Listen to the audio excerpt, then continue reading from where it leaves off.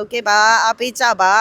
ကျေးဇူးတင်ပါတယ်လျှော့ပေးတာဟုတ်ပါတယ်အန်ဒီတို့ကလျှော့နိုင်တယ်လို့လျှော့ပေးပါတယ်ကျေးဇူးတင်ပါတယ်ကျေးဇူးတင်ပါတယ်ဒီကောက်တော့မြကြီးနားကိုရောက်ရင်မဖြစ်မနေစားကိုစားရမယ်အစားအစာများပိုင်း3ကနေပြန်လဲကြိုဆိုလိုက်ပါတယ်ခင်ဗျာမြကြီးနားကိုရောက်ပြီးစားပြဲစားမပြလို့တောင်းဆိုနေကြသူများအတွက်ဒီတစ်ခေါက်တော့ထိထိမိမိလေးနဲ့အရန်ကိုကောင်းတဲ့စားပြဲစားပြလိုက်ပါပြီခင်ဗျာဒီဗီဒီယိုထဲမှာတော့ရုပ်ရှင်ယုံဖျားချက်ချောင်းတွေကိုပါအလွမ်းပြတိဆက်ပေးလိုက်ပါတယ်ခင်ဗျာမင်္ဂလာပါ Food Empire Page ကပြန်လဲကြိုဆိုပါရစေကျွန်တော်အခုဒါမြကြီးနားဈေးကြီးလမ်းပေါ်ကဒီဟာတမိတ်တော်တရားသီလရှင်စာတင်တိုင်းရဲ့အရှိတက်ရဆိုင်ပေါ့ကျွန်တော်ဒီဆိုင်မှာgrapefruit ဒါပူတာအိုက grapefruit အစစ်ပေါ့နော်ဒါဒီအန်တီနဲ့ဒီဦးနဲ့အစီမှာဒီမြကြီးနားဘက်မှာရောက်ရင်လာပြီးအားပေးလို့ရပါတယ်လို့ဝင်ပြီးတော့အားပေးပါတကယ်လဲဈေးလဲတန်တယ်စားလို့လည်းကောင်းတယ်အများကြီးလဲ shop ပေးတယ်နော်ဟုတ်ကဲ့ပါဖိတ်ခေါ်ပေးပါလာဝယ်ပါ OK ပါအားပေးကြပါကျေးဇူးတင်ပါတယ်လျှော့ပေးတာဟုတ်ပါတယ်အန်ဒီတို့ကလျှော့နိုင်တယ်လို့လျှော့ပေးပါတယ်ကျေးဇူးတင်ပါတယ်ကျေးဇူးတင်ပါတယ်ဒီအန်တီစီမှာ grapefruit ဒီသွားဝယ်ရင်းနဲ့ဒီအန်တီကခရိုင်းနှစ်တေလိုမျိုးရောင်းမကောင်းလို့ညည်းနေတာနဲ့ကျွန်တော်ဗီဒီယိုလေးရိုက်ပြီးတော့ကျွန်တော်ရဲ့ vlog ထဲမှာထည့်ပြီးတော့ကြော်ညာပေးလိုက်တာဖြစ်ပါတယ်အန်တီစီမှာလည်းအားပေးကြပါဒါကတော့မြကြီးနားမျိုးစီတာဘူရဲ့ကနှစ်ချင်းဖျားကြောင်းရှိတဲ့ကမောချယ်ရီခေါ်ဆွဲတိုင်းဖြစ်ပါတယ်စံပြစီချက်အလားပါလားခါတိုင်းနေရလဲချက်သားဝတ်သားနဲ့ပေးပါစံရည်လည်းဝတ်သားပဲဟုတ်အတုပ်ကိုစံအတုပ်အတူရသေးလားကြော်ရသေးလားဒီမောချယ်ရီဆိုင်လေးကမြကြီးနားမှာတက္ကသိုလ်တက်ဖြစ်တဲ့တက္ကသိုလ်ကျောင်းသားကျောင်းသူတိုင်းမနက်စာစားပူးကြမယ်လို့ကျွန်တော်ထင်ပါတယ်ဈေးနှုန်းလေးလည်းတင်ပြီးတော့အရသာလေးလည်းကျွန်တော်တော်တော်လေးသဘောကျခဲ့ပါတယ်ဒီမှာချပေးထားတဲ့မြင့်ချင်လေးဆိုရင်မြင့်ကလေးတွေကနှုတ်ဖတ်ပြီးတော့အရသာလည်းတော်တော်လေးရှိပြီးတော်တော်လေးစားကောင်းပါတယ်ခင်ဗျာကျွန်တော်မောချယ်ရီမှာစံရည်အတုပ်ကောစီချက်ကောစားခဲ့ပါတယ်နှစ်မျိုးလုံးအရသာကိုကျွန်တော်တော်တော်လေးကြိုက်ခဲ့ပါတယ်ခင်ဗျာ73နှစ်14နှစ်လောက်ရှိပါ10နှစ်ကျော်ပြီပေါ့10နှစ်ကျော်ပါ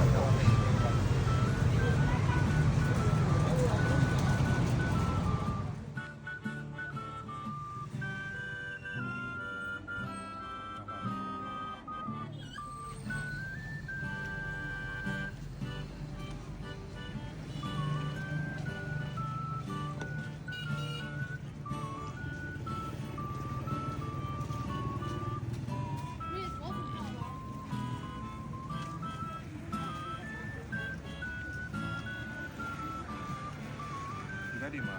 မြင့်ချင်တဲ့မုံရင်းချင်တဲ့ပေးရများ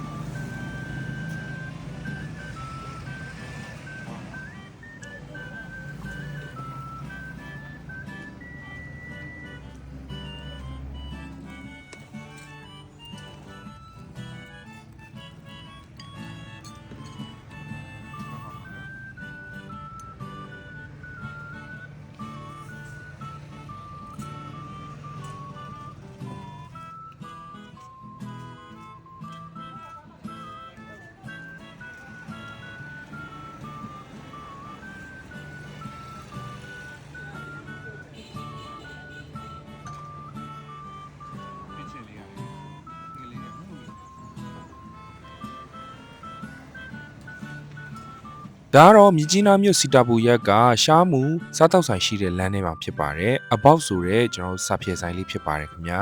ဒီဆိုင်လေးမှာစားဖြဲအပြင်အကင်အစုံလဲရပါတယ်ခင်ဗျာ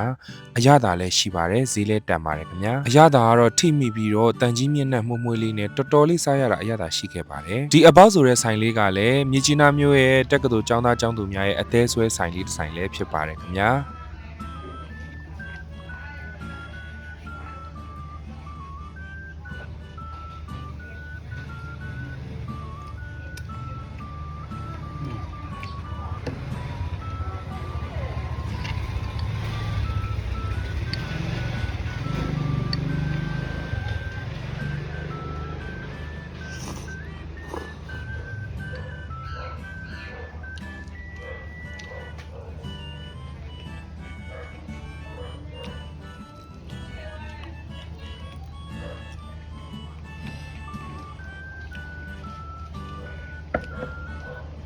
ရှုရှဲပွင့်ထွက်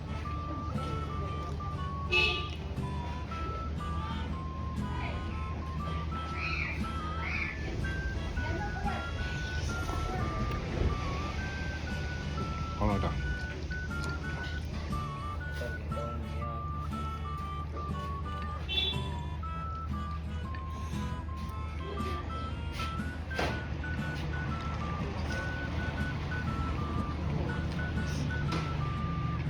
ကျွန်တော်အပေါက်မှာစာဖြဲနဲ့ဝက်သားကင်စားခဲ့ပြီးတော့ဒီဆိုင်လေးရဲ့မျက်နှာချင်းဆိုင်မှာရှိတဲ့ထမင်းဆိုင်လေးမှာကျွန်တော်ဟင်းမျိုးစုံဝယ်ခဲ့ပါတယ်ဟင်းမျိုးစုံနဲ့အရသာရှိပါတယ်ခင်ဗျာဟင်းမျိုးစုံတွေကမှဝက်ကချင်ချက်ကတော်တော်ကိုစိတ်တိုင်းကြခဲ့ပါတယ်ဟင်းကတော့တပွဲ9000ကနေစပြီးတော့ဝယ်ယူလို့ရပါတယ်